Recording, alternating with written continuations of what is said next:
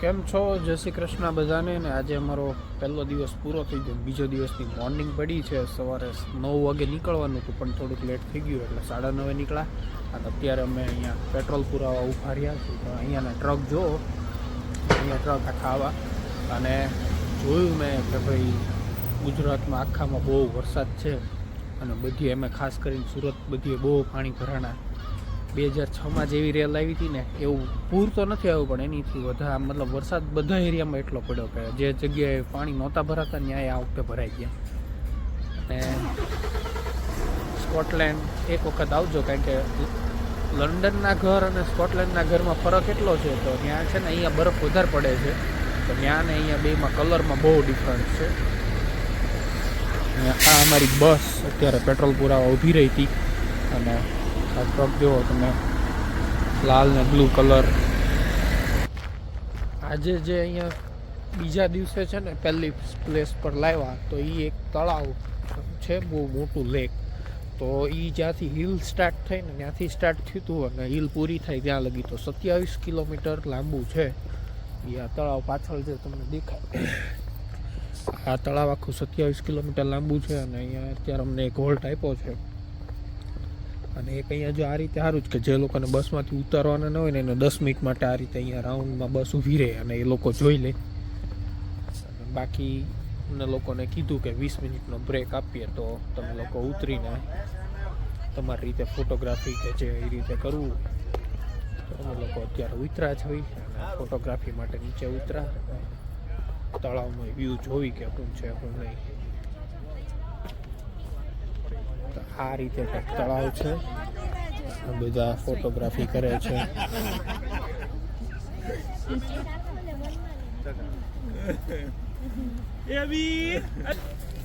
પછી તમે અહીંયા જોઈ શકો છો કે પાણી એટલું ચોખ્ખું છે અને નીચે જો આખું તળિયું અત્યારે નીચે અંદર જે છે ને એ દેખાય છે. ઘણા લોકો નાય છે. બોટ કાંઈ ઊંડું હશે થોડુંક, કારણ કે બોટ ઇઝીલી મૂવ થાય છે એટલે.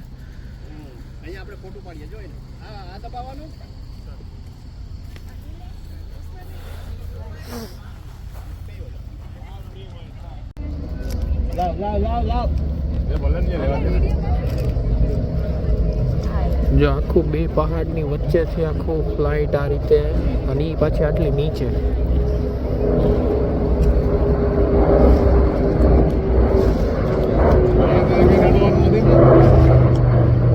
કેટલું નીચે છે જો.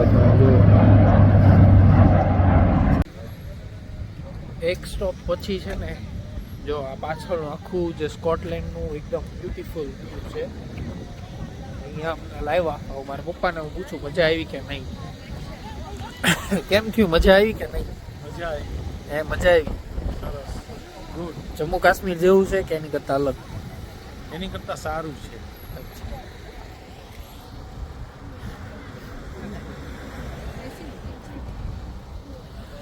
પાછળ પહાડનો વ્યૂ જોઈ શકો ને હું તમને ઝૂમ કરીને બતાવું કે ગાડી જો અમે ત્યાં હતા ત્યાંથી આવતા હતા ઉપર હિલ ઉપર ચડીને અહીંયા છેક પહોંચ્યા.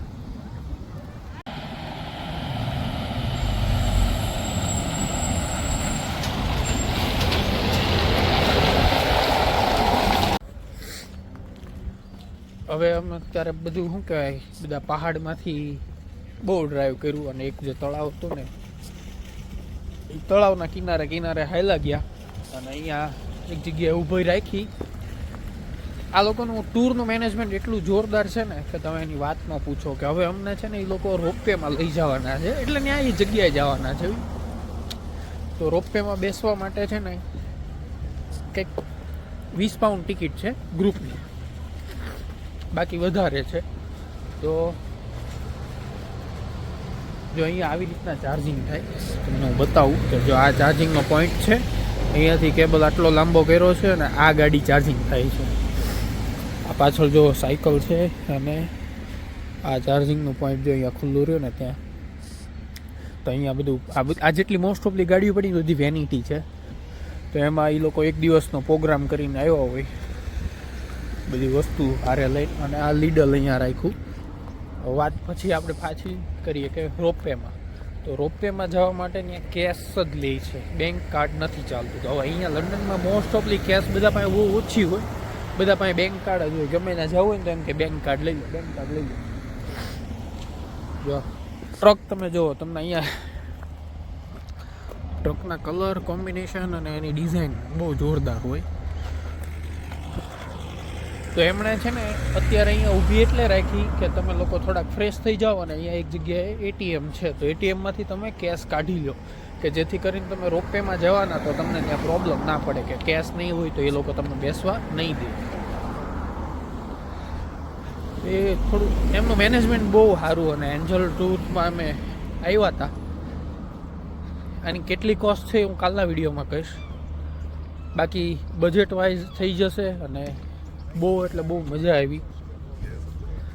તો લંડન આવો ત્યારે સ્કોટલેન્ડ એમ થયું કે લંડન કરતાં સ્કોટલેન્ડ એક વખત આવવું જરૂરી છે. અને ઘણા લોકો આપણા રહે છે, ઘણા લોકો યુનિવર્સિટી અહીંયા હોય, કંઈ ભણતા અહીંયા હોય. અને આ આવી ગયું લીડલ, તો હું થોડીક વસ્તુ લઈ લઉં.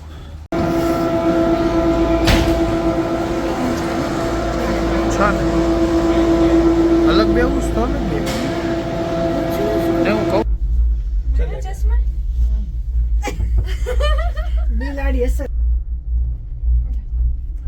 Dixit, tu aí via? Fenômeno.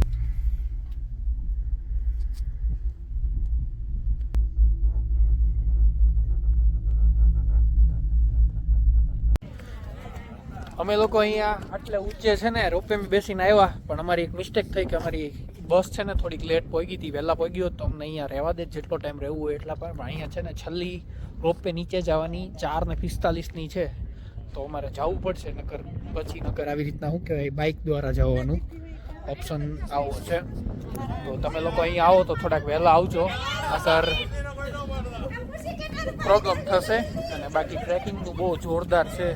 અને અહીંયા બરફ જ્યારે પડે ત્યારે અહીંયા બધી બરફ હોય તો બધા બરફના સ્કેટિંગ કરે એવું છે. અને જો જ્યારે બરફ પડે ત્યારે આવું કંઈક હોય તો આખું અહીંયા ઉપર બરફ થઈ જાય ને. રોપવેમાં આ લોકો જો આવી રીતના બરફમાં આવે અને આ રીતે સ્કેટિંગમાં નીચે જાય બરફ દ્વારા.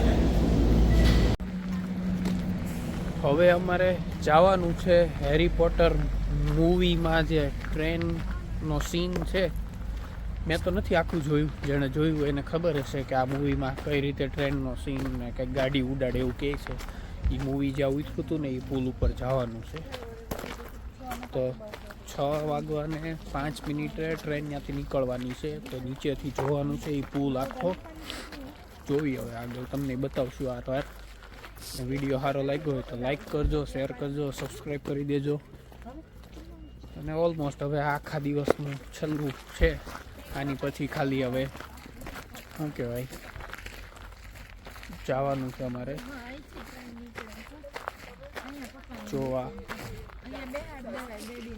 અને આ છે કંઈક ટ્રેનનો આખો ટાઈમ ટેબલ. આટલા વાગે આવશે.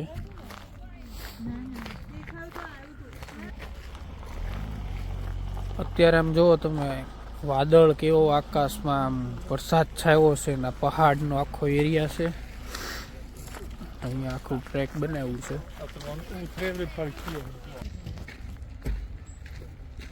અહીંયાથી આખી મસ્ત નદી જાય છે ને આ પુલ ક્રોસ કરીને સામે જે દેખાય ત્યાં જવાનું છે. બાજુમાં એટલી મસ્ત નદી જાય છે અને ખડખડ અવાજ આવે છે. અને અત્યારે અહીંયા આવે ને તમને ફિલિંગ કેવી ખબર, અમે લોકો એક વખત ગિરનાર આખો ચડવા ગયા હતા લીલી પર. તો એમાં એકને એક નદી 7 વખત આવે છે. એ 7 નદીમાં છે ને જો આ રીતે જ આખા પથ્થર ને એ બધું હતું. તો હું ટ્રાય કરીશ થોડોક નીચે જવાની કે કેટલું મસ્ત વાતાવરણ છે. અને સામે પુલ છે, પુલ ઉપરથી લોકો બધા જાય. અને અહીંયાથી આખું પાણી એટલું ફાઇન આવે છે.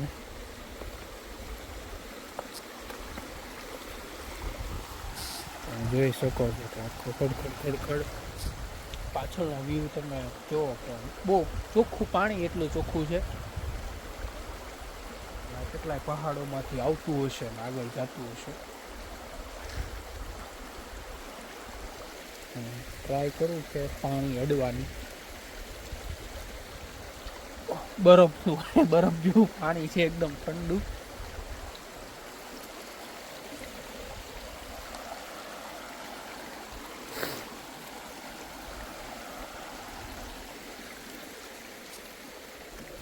તો પાછા આપણે ઉપર ચડી જાવી અને આ જે સામે જે પુલ દેખાય ને એ પુલમાં ટ્રેન આવવાની છે એવું કહે છે.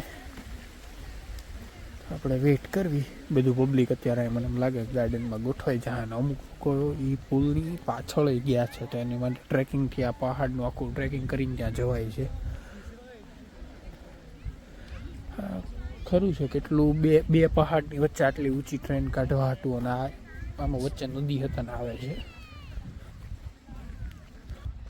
જો આ આખો પુલ છે અને હું તમને ઝૂમ કરીને બતાવું કે લોકો વ્યૂ હાટું ક્યાં છે પહોંચ્યા છે કે અહીંયાથી આ ટ્રેનનું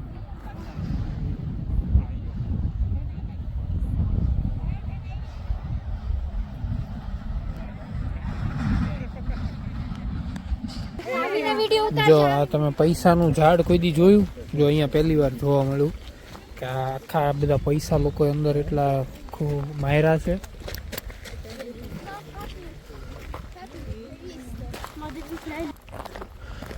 ફાઇનલી બહુ બધું હાયલા ત્યારે અહીંયા પગ્યા. તમને એવું હતું કે પુલની ઉપરના ભાગમાં પગી જાવ પણ પુલની નીચે રહી ગયા. પુલ ઉપર લઈ જાવ અને હવે થોડીક ટ્રાય કરવી કે પુલ ઉપર જવાની.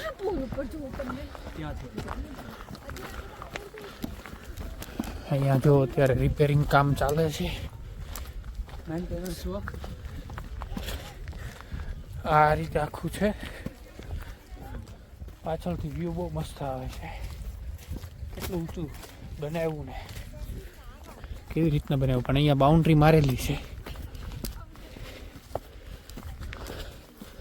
જોવી જવા દે છે કે નહીં.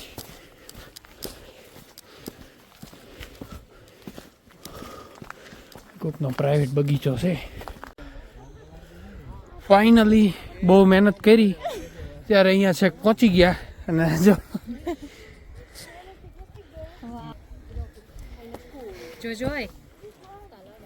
બહુ મહેનત કર્યા પછી અહીંયા છેક પહોંચ્યા ને 5 મિનિટની ટ્રેનની વાર હતી તો પહોંચી ગયા છે. અને પબ્લિક જોવો સામે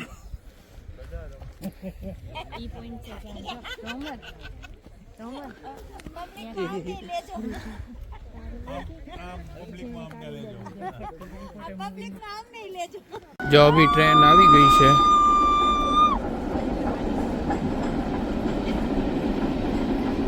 અંદર કોઈ છે નહીં. આ એક ટ્રેન જોવા માટે અમે અહીંયા છેક ચડ્યા.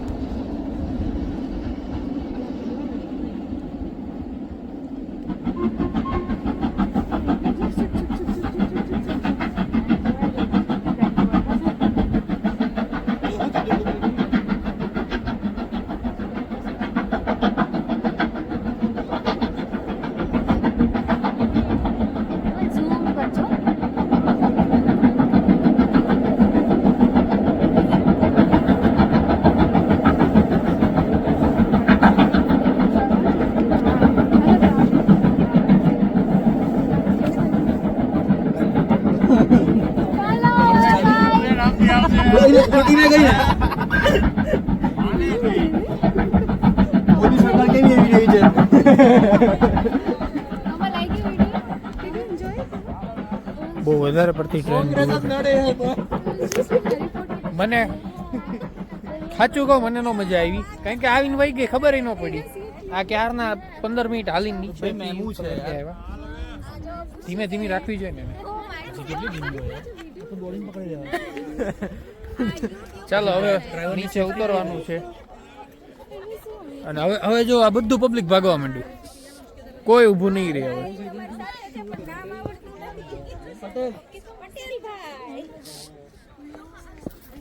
એમ કેતી ને અહીંયા થોડોક ટ્રેન જેવી જતી રહી ને એવું બધું પબ્લિક ભાગવા માંડ્યું. વરસાદે ચાલુ થઈ ગયો એટલે હવે ફટાફટ બધા ભાગશે. હા આવે છે. વાટ જોઈને બેહો હવા લાગી.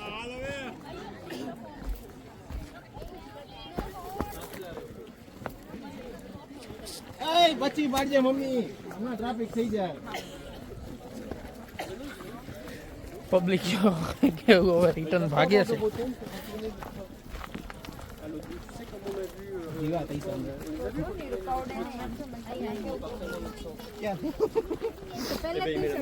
આને અહીંયા જો ફોટા પાડે છે En train, ça marche aussi bien. મારે નથી પાડવું એટલે હું ખાલી વિડીયોમાં આવી જાઉં